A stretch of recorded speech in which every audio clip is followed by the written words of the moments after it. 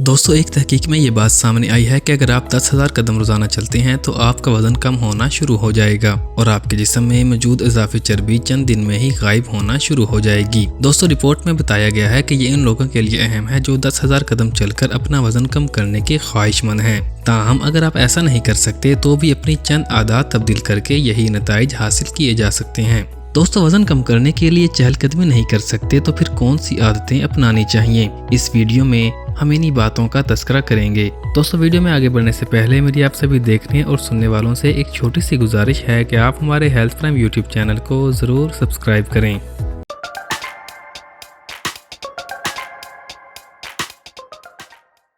Number 1, lift की जगह सीढ़ियों का इस्तेमाल।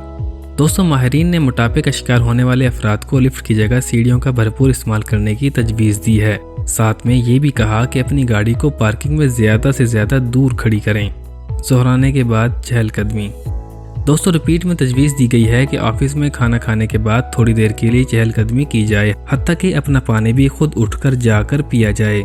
दोस्तों इसके बारे एक तहकीक में तो ये भी बताया गया था कि एक खातून अगर 12 हफ्तों तक हर हफ्ते के 3 दिनों में सिर्फ एक घंटा भी चहलकदमी करे तो उसकी कमर 1.1 इंच कम हो जाती है, जबकि 1.5% फैट भी खत्म होता है।